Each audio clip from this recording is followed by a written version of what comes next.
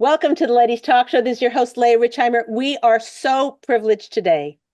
Everybody knows who this person is, Rabbi Paysach Krohn. Everybody loves him. Everybody's like addicted to when he tells a story, everything drops to listen to what he has to say. And we're very privileged to have you here with us today. And I prepared some thoughts, and I'm ready to start whenever you're ready to listen. Okay, so the main thing that we're going to try and cover today is how a woman can do how she can do chesed without it negatively impacting on her family. Right. So I just want to begin by telling you a number of years ago, I was on a plane, and every plane has its magazines that it gives out. And I opened the magazine, and the topic was becoming successful. And there was a phrase in that article that has stuck with me. And I think that that's the theme for what I want to talk about today. And it spoke as far as this way. The word team, where does that word come from? What does it stand for? TEAM. And it said, together, everyone accomplishes more. And I thought that that's brilliant because that's really what a team is all about. And I've always said that to my children and my family, that a family works together when they realize that they are a team, TEAM. And what I did every night before supper, Baruch Hashem, I have 5 children. And when they were growing up and we would eat supper together every night, on the refrigerator, I had a chart, and it had 5 jobs that each of the children would do. Now, the first one was to set the table. That's what one child did. Every night it was a different one. The second one was to serve the food. The third one was to clean the table. And these two are my favorite. They were called Vishadish, Vashadish, and Vishadish. Vash in Yiddish means to wash the dishes, and the other one is Vish, to wipe the dishes. So every night it was like different jobs every night, but it was a team. And it was set the table, serve the food, clean the table, Vashadish and Vishadish. But everybody was involved. Now, of course, my wife is the one who cooked and baked the food, but everybody was involved. And I think one of the most important things to teach a family is that we're all part of this team called Klal Yisrael.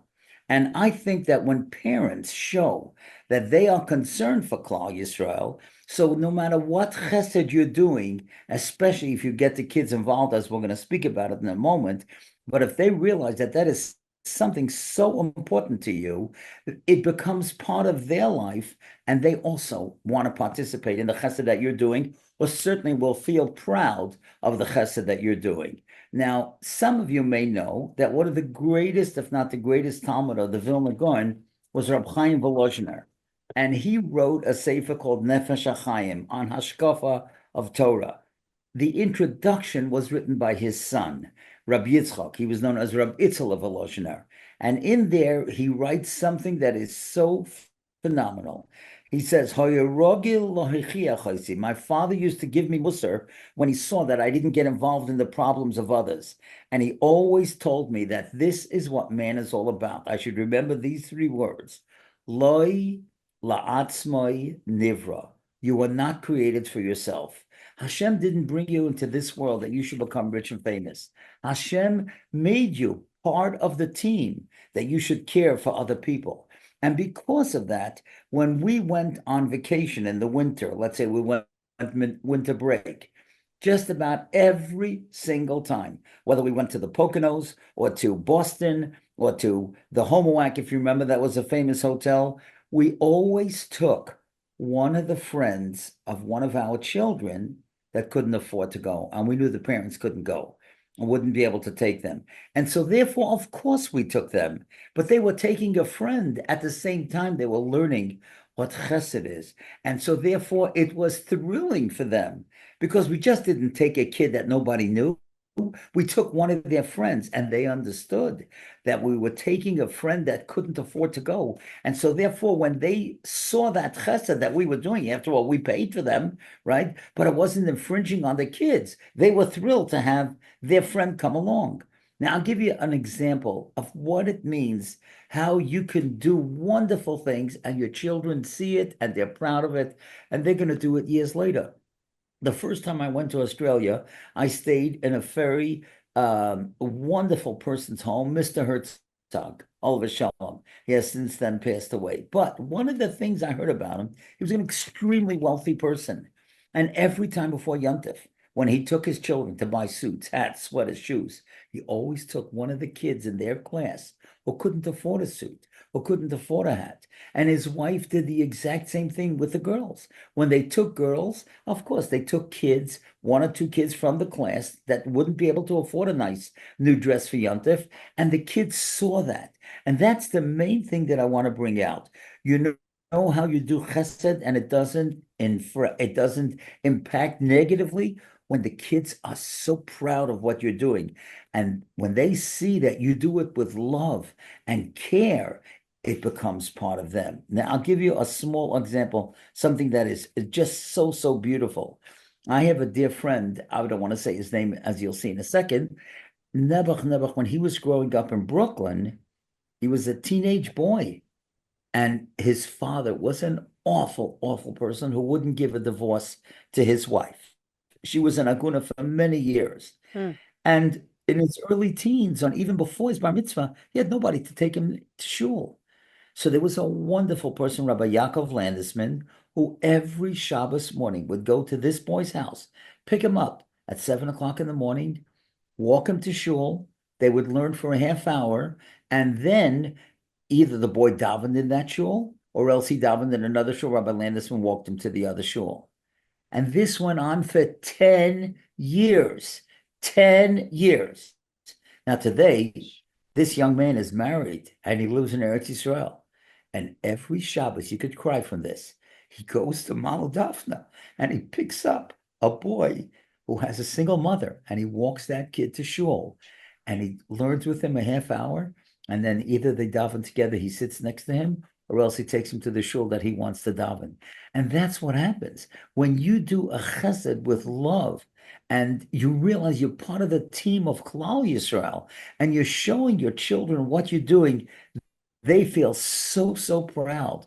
And therefore, maybe even today, every one of us that has children, we have toys, we have games. But there are a lot of kids in Eretz Yisrael who've been displaced in the north and the south. They don't have the games anymore. They don't have their toys. Maybe we could make a connection to some kids in Eretz Yisrael, or some families, and have our children send them toys or send them money so that they could buy something like that. Now, I'll tell you something that I saw with my own eyes, so beautiful, and I'll tell you an amazing story. I have a dear friend, his name is Rabbi Meir Solomon, and he's involved in an organization called Minchas Shlomo. Now, Minchas Shlomo was named after somebody that I knew in Denver, Colorado, Dr. Prenzlau, Dr. Werner Prenzlau. His Hebrew name was Shlomo. His granddaughter started this, and this is in the 5 towns in New York. Now, twice a year, Mayor Solomon comes to New York, and the women of the 5 towns, wonderful people, together with their children, they take the clothes that the kids are not going to use anymore, and they all come on Sunday to a warehouse with the kids, and the kids are packing the clothes that are vetted, make sure that they're not discolored or ripped, and they pack them in boxes. Outside there was a huge truck that was going to take a trailer on a boat to Eretz Yisrael twice a year, once before Pesach and once before Rosh Hashanah. And the kids, they pack the clothes that they're no longer using, that there's no younger child that they have to give the clothes to. So here, the parents are taking a Sunday afternoon off. They're doing chazar, but they're doing it with the kids. What a great lesson that is. That's how you don't negatively impact the child, because the child is involved and they feel so proud. So listen to this. Rabbi Solomon told me this story. It's amazing. There was one lady who picked up a box of clothes from Minchas Shlomo in Eretz Yisrael. They put out, everybody is vetted, and they put a number on each box, and nobody's name is on it, so nobody's embarrassed. And let's say this woman had number 36. She goes on to Rehov, I forgot what street, Shmulanovi, and there's a whole bunch of boxes there. She picks out number 36, and she takes the clothes home, and like this, she was going to have clothes for her children throughout the winter. This was right before Rosh Hashanah. So she was thrilled. And she told Rabbi Solomon that as she was taking out the clothes, she noticed a dress for an adult. She wasn't expecting that. And she had to go to a Sheva Brachas that night, and she put it on, on the outside just to see if it fits. And she was surprised. It did fit. She was thrilled because she wasn't expecting that. She thought she was only getting children's clothes. And she told Rabbi Solomon that later when she put on the dress and she was walking out the door, she felt something sticking into her skin. And she opened it up. She saw it was a pin. And the pin had an envelope that was attached to it. And she opened up the envelope, and in the envelope was $950. And the envelope had a letter, and it said, if you are wearing this dress, you probably can use the money that I've enclosed in this envelope. Use it gesundheit. And the woman was crying. It was $950. That was the rent she had to pay for that month. Now, I am sure, and I certainly hope that the woman who did that, if I see her, I would stand up for her. She probably told her child, that's what we're going to do. Because if these people in Eretz Yisrael are taking these clothes for their children, they probably need that money. Now, I want to tell you something that I'm a very big believer in, and that is it's important to have guests on Shabbos, but not every Shabbos. And I even once said this about a Seder on Pesach. We call different invite everybody, not both nights. You know why? Especially in German families. I have a son-in-law is from German descent. They have specific nigunim that they sing at the Seder. The girls also want to sing. If you have guests, sometimes the girls can't sing. And they're entitled to sing Shabbos Miras. And they're entitled to sing Chagadia and Vehisha Amda and Echad Miyadea. These are legendary songs in families. I know I've been to my son-in-law's home, and it's beautiful how the kids sing. Obviously, all my granddaughters are able to sing. So here's a way not to impact negatively. You don't invite to every single meal because you want to spend time with the family. The family is the priority. Of course, you have guests, and that shows the children that guests are important. But you also show that the children are important, especially so that the girls should be able to sing. We have so Now, many questions coming in, Rabbi. This go is, ahead. I hate to interrupt. I'm kind of juggle what to do here, but Go ahead. I'm like so fluent. I'm like, I got to tell you one more thing, and then I'll yeah. take the first question. Okay, There's fine. a certain shul. There's a certain shul in Muncie that when this guy was living there, he arranged every Thursday night that I would give a shir. So I would come there, and the shir was at 9 o'clock, and 8:30 I would daven Ma'ariv there in advance. So a guy calls me up. He says, Rabbi Krohn, I know you come to this shul 8:30. I want you to daven where I daven in my spot because I've got a very special shtender. He's got like a little podium that he davens from. I said, well, you don't daven there Thursday night? He said, no, I daven earlier, but I want you to look at it. Now, I know you're not going to believe this. I come there. It's a tall stender. It's on his table right in front of him. And he told me to open it. And I opened it, and there was a platform with sections. I want to read you what he had in there. He had aspirins, Tums, Motrin, Advil, hard candies, Band-Aids, Scotch tape, toothpicks, and black markers in case somebody has to darken their tefillin. And it's open for everybody. So what in the world do you think his kids are going to be like when a father prepares that? He doesn't even know who's getting the chesed. It's unbelievable. There's a guy, Zevi Trink, in Brooklyn, a tzaddik. He was a brother of David Trink, all the shalom. And he once told me, if you ever have a bris in Brooklyn on Shabbos, come to my home.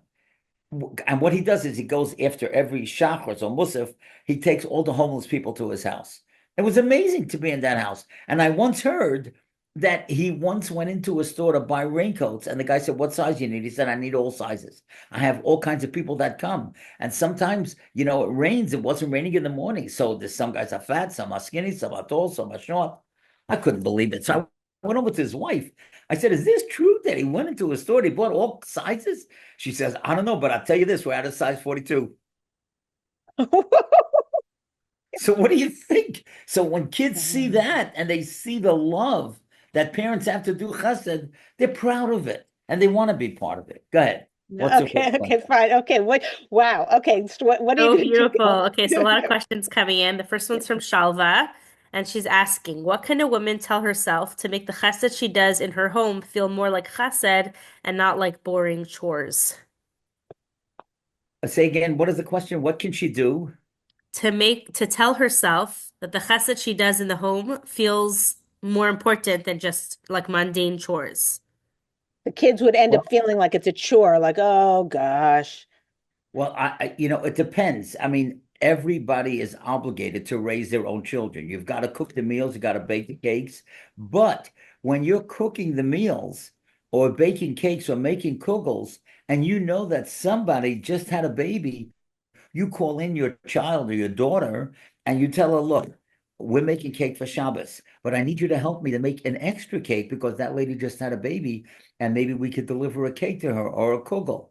And so therefore the chore that you're doing, it's not only a job, you're doing it for your family. That's important. But then if you ask your child to join you, now I'll give you an example. I'm a big believer in sports. I believe every kid should be great in sports because if they're good in sports, they will then have confidence and they'll be able to have confidence to do anything in life. I have 5 children. One doesn't even know how to hold a basketball, a girl. She's fabulous in all the things that she can do, but nothing in sports. She's a fabulous cook and baker. Her name is Elisheva. So we started calling her Elisheva. And I bought her a subscription to Chocolatier magazine, which is expensive, but she loved it because she was into that. So of course, anytime my wife was baking challahs and there are people in the neighborhood that need challahs, Elisheva was in the kitchen. So the chore that you're doing, you get your kids involved and you know somebody that could need the help. That's a beautiful thing to do it that way. It's gewaldic, gewaldic. Okay, what else, Kayla? Beautiful. Next question is from Hadassah. How can a woman shift from doing chesed because it makes her feel good to doing it for the right reasons? Don't overanalyze yourself. You're doing a mitzvah, be happy you're doing it. You're giving and you're doing, you don't have to, worry about all your kavanas. You're doing good things. You should be happy and proud that you could be a giver and not a receiver. Okay, great. So Libby's asking, I feel like I would have to become a drill sergeant to get the kids to help out. I rather not nag them and just do it myself. Is that okay? No, no, you have to get the kids involved because kids are going to become what you are. And as kids become teenagers, you'll see even the way they answer the phone is also the way they're going to answer the phone. And you have to set an example. Now, you're doing for others, get them involved, let them know that. But you have to show them that they are the priority. For example, at the table, never, ever answer a phone. And if you answer the phone, you say, I can't talk to you now because we're eating dinner together. And I have a son who's a Paysach, Rabbi Paysach Krohn from Passaic. He gets many, many shilas. But no matter what the shilah is, if they call him during supper, he says, I'm sorry, I'm eating with my children. I'll call you in a half hour. But never do chesed alone. Always, always get the kids involved. It's very important. And I'll tell you something. When I go to be Menachem Ovel, and I'm sitting and listening how people are telling the Avelim, oh, your father did something so special for me. And the Avelim say, oh, I didn't even know that. And oh, your mother did something so special. I think it's awful. Why didn't the father tell them, the children, that they did that? For example, what I do, okay, I know I'm going, there's a lot of people on, so I'm just telling it to you. But for example, many times I'll go to my local grocery and I'll say, listen, here's $100, put it on somebody's bill, this and this person, because they don't want to take it unless you tell them which person. He told me once, I don't want to play God. But so I don't announce that to anybody, but I announce it to my children so that now that they're married, they're going to do the same thing. So it's a chinuch opportunity when you do a chesed and the children know. Don't ever do it yourself if the kids are home. Show them and tell them what you're doing. It's very important. That's good. Beautiful. I have a question in terms of the shalom bias issue because this chart that you had on your fridge, like I listened to that, like, okay, he's at that level. How did he get that to happen? The chart with the chores for each kid. That's gewaldic. How do you how does it affect shalom bias? The trying to chinuch with the kids and doing your own chesed, and you're busy making challahs with your daughter to give to the sick lady up the street, and your husband is eating cold soup. How do you No, that's manage? terrible. That's terrible. The husband and the spouse have to be priorities. And just the fact that the husband over here made the chart and the wife made the food and the kids are involved, that's a family thing. That's a team thing. Then the husband should never, ever be the reason that he should never be like being taken advantage of, that he has to eat cold soup because his wife is making it for somebody else. That's wrong. The priority is the home. because otherwise, then the kids will learn that also, that they're not going to do for their own husbands, they're doing for the whole world. There has to be a balance. And of course, priority is the family, and that goes first. That's priority. Would rabbis say that if a woman is, sometimes we all go through these phases in life where everything seems to land on our lap and Pesach is coming and whatever. If a woman can't handle it with putting her husband priority, should she just drop the chesed for that little while of her life? Positively, if you have to make supper for your husband, and there's a woman down the block who needs an extra challah, your husband comes first, because that's the priority. That's why you got married. You got married to build a family, and you can do that chesed. You want to stay up late, stay up till midnight, or stay up till later, or whatever. But the point is, a family has to come first. There's no question about that. Okay, Now, fine. Okay, go I ahead. think that sometimes, a husband will understand that if you got to get supper, let's say to a family, like for example, there's a wonderful organization in Baltimore. It's called AIM, Association for Infants and Mothers. And for a few weeks after somebody has a baby, they give them packages of food and for supper. So if you got to get supper at 4 o'clock to a family that's got 5, 6 kids, and the woman just had a baby, so you explain to your husband, look, I want to serve you supper, but I just have to take care of this first, but the supper will be warm. It just might be, 20 minutes late. And if he's a mensch, he'll understand that. Good, Baltic. Okay, good. Okay, they're flagging me down. Go ahead. Great. Sarah Bracha's asking, my kids get annoyed when they see me doing chesed for others as they feel it takes up too much of my time. How do I get that balance? Well, as I mentioned before, there's definitely a level of control that you have to have how much you're doing for other people, especially when the kids are around. For example, let's say you have to send out an email, on chats, or you have to make certain calls. That should be done after the kids are asleep. You do that after 9:30 or 10 o'clock. You don't do it at the expense of the children. Now, if you have to do homework with your children, that is the priority. If you don't validate the kids' needs, they're going to get validated someplace else, and you don't want that. There's no need for anybody that goes before your children. You have to be able to do homework with them. You have to be able to tell them a story before they go to sleep or whatever. You've got to be able to prioritize what's important, and your kids are first. But when you get them involved, for example, let's say a father wants to pack for Tomchei Shabbos. Now, I don't know what areas all of you are in, but certainly in New York and Los Angeles and the big places, they have what's called Tomchei Shabbos, and packages are delivered Wednesday or Thursday night, but you need somebody to pack these packages Tuesday or Wednesday. So if a husband or a wife is going to go out, you take the kids and let them pack. They don't have to know who's getting it because it's embarrassing. But if they're coming with you to pack the fish or pack the grape juice or pack the matzah or pack whatever it is that you're giving for Yom Tov or for Shabbos, that's a way of getting them involved, so they're not going to resent it. But if you go out and you leave them alone and they have nobody to do homework and the teacher's going to yell at them the next morning, that's wrong. Somebody else will do Tomchei Shabbos. Kol hakavod. Very good. Okay, good. So we kind of touched on this, but it's another question that came in. I love to do chesed whenever I can, but my husband prefers I do less, so I'm not so tired and overworked. I enjoy it and I don't feel it impacts my family. Should I still be doing less just because he's asking? Positively. The most important thing in a family is that there should be shalom bayis. Now, tonight, I'm speaking here in New York right now, it's 3, 4 o'clock, but tonight at 8 o'clock, I'm speaking and to parents before PTA. And the principal told me, I need you to talk about bringing simcha in the home. And the way to bring simcha in a house is when a husband recognizes the needs of the wife and the wife recognizes the needs of the husband. That's the priority. You don't want, anybody to be looking outside the house. The wife has to know that chesed is important, but the family is much more important. And when she marries off the kids and the kids are out of the house, you'll be able to do chesed day and night. Okay, good. Beautiful. Okay, Suri's asking, as women, we're so overwhelmed, it feels impossible to take on anything else. What is one small chesed the Rev recommends we can do without feeling more overwhelmed? It's a good question. I think, as we mentioned before, if you're baking a cake for Shabbos or you're baking cookies, it's not so hard to bake a few extra cookies. or to bake one extra challah. I wouldn't go into the kitchen just to bake challahs for somebody else and you're not making for yourself. If you're buying challahs from the store because your husband likes store challahs, there's no reason in the world that you should go into the kitchen and bake challahs for somebody else. That's taking away time for your family.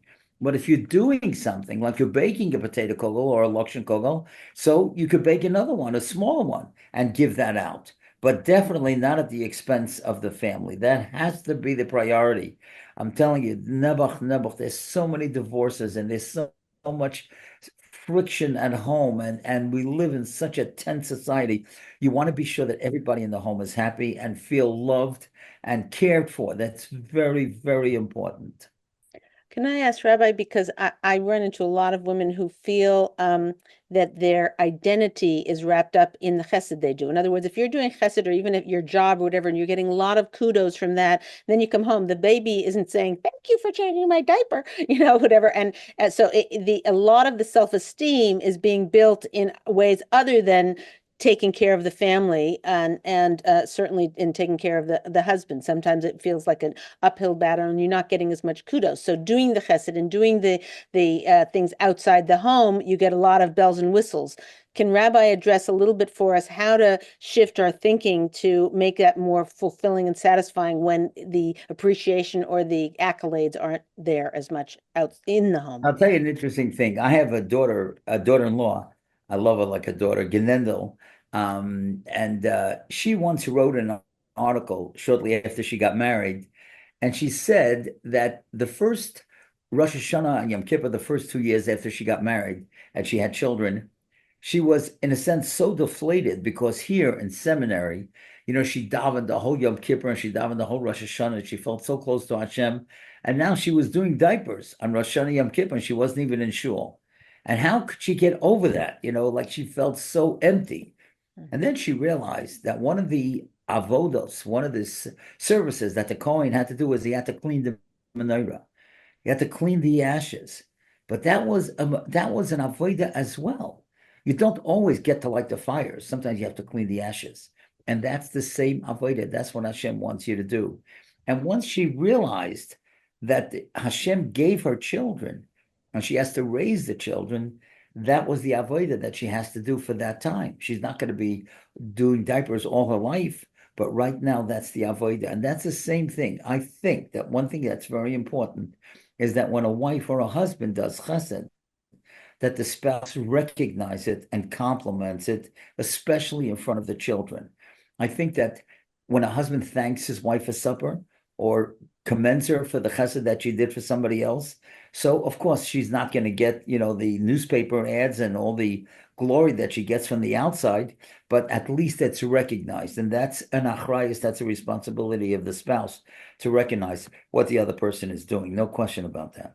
Gewaldig. Okay, good. We're back to our questions. They're flagging. Go. Go ahead. Okay. Khani's asking, my husband offers my help without asking me first. I feel so spread thin and I'm not always Say up. again, your husband Yeah, I what? didn't understand that. My husband offers my help without asking me first. Oh, Oh, that's ask the wrong. No, no, no, offers the no, wife. no, no, that's wrong. That is absolutely wrong. So You let me can't finish the offer. question. Okay, yes, It says, okay. I feel so spread thin and I'm not always up for it. I also don't want to look bad in front of my husband. I used to be able to do a lot more, but now with a bigger family, it has become too much. How can I balance respecting my husband and knowing my limits? I think that you have to go out on a date with your husband that you probably haven't done in years and just have a conversation and say, look, every person can do only a certain amount of things. And I appreciate that you feel that I'm capable. That to me is a great compliment, but I just can't do it all. And, we're trying to raise a family, and Mitzvah Hashem, when the kids are married, we'll be able to, do chesed 24/7, which you won't do, and then because you want to do other things. But the point is, that you have to explain that there's a limit. You just can't. There's no husband that should volunteer a wife's work.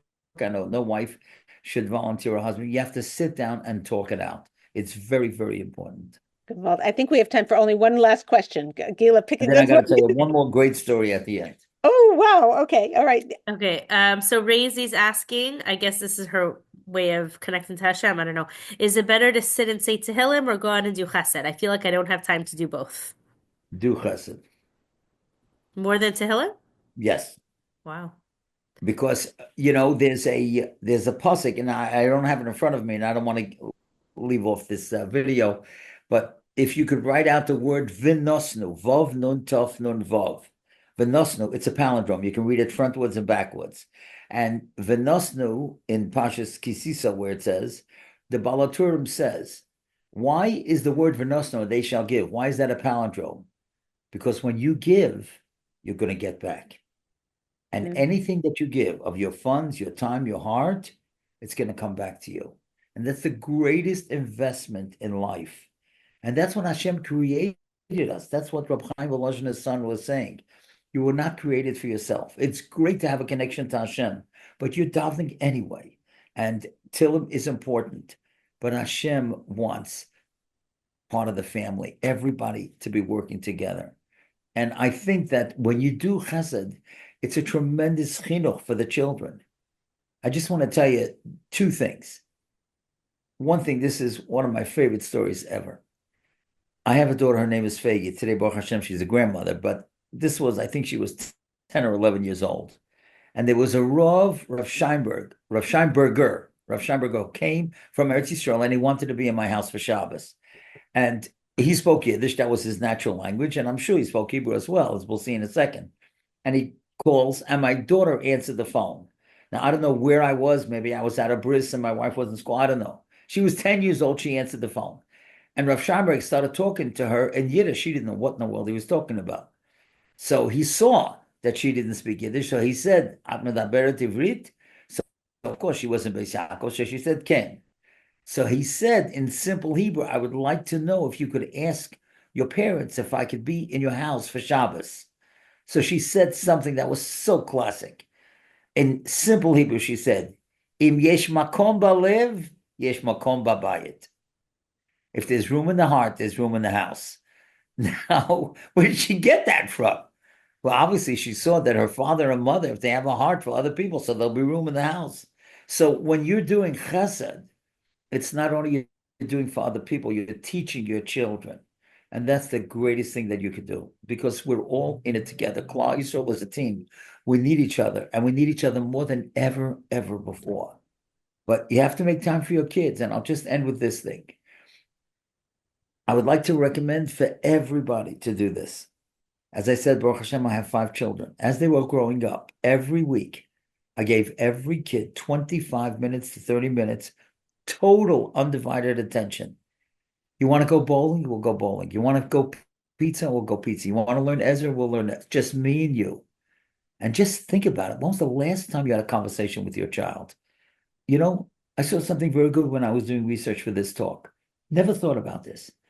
Most people, when the kids come home from school, the mothers or the father will ask, what mark did you get on the test? Did you win the game today? Very few parents will ask this question. Did you do anything to help anybody in school today? Did you do anything to make somebody smile? Those are the questions that you should be asking. Because when they see that that's what you're asking, that's what you're all about. And you train them that way. We don't live only for ourselves. And that's why Chesed is more important than Tehillim. You'll find time to say Tehillim. There's always time. At night, whatever, you're on a bus, you're on a train, whatever. But there's not always time for Chesed. But in Chesed, as this topic is so important, never at the expense of the kids. Don't invite for every meal on Shabbos. Sing with the kids. Our Shabbos tables were ours because you have a conversation.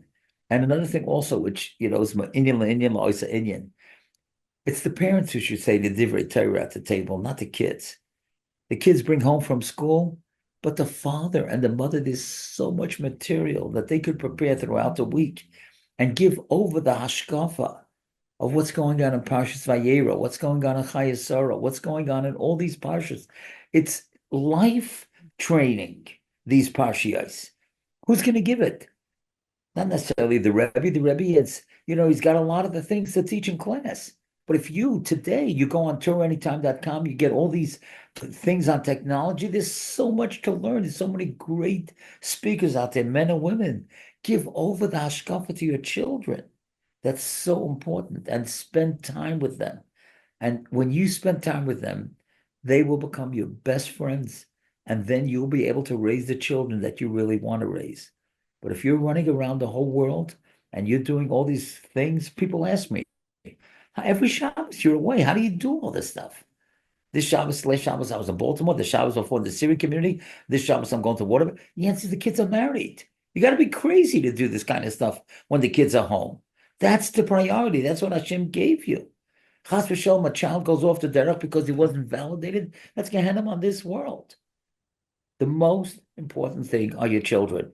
And you'll find time to do other stuff. But that's the priority.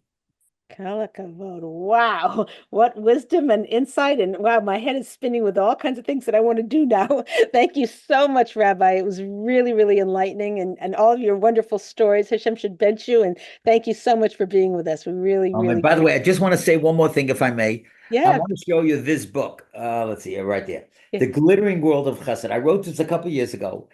It has fabulous, fabulous ideas of Chesed from all over the world.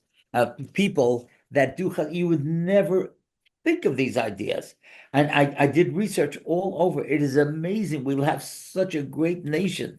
Mika Amcha Yisrael. It's just amazing. I give you just one small example of an organization in Baltimore called Menucha. And that's an organization that helps kids in families that are severely challenged. And they get high school girls to go, you know when they go? 4:30 to 6:30 Tuesday or Thursday afternoon, so the parents could spend time with the other kids. And they have like a rotation. And then on Sunday, they have it called Sunday Fun Day. So they take them on trips. So that's a great thing. You're doing chesed, you're organizing, but your kids are doing it. And so therefore, then the kids are doing it, of course, when they get married and they sing, to help other children. Gavaldic. We need to put that link so that people can get that book. It sounds really enlightening. Like okay, right. Go to Artscroll. Go to Artscroll and just ask for The Glittering World of Chesed. I'm telling you, it's fabulous. There's stories in there out of this world. It's so fabulous. Thank you so much for being with us. This is Leah Richeimer for the Ladies Talk Show. Wow, a lot. We'll see you next time, everybody. Thank you.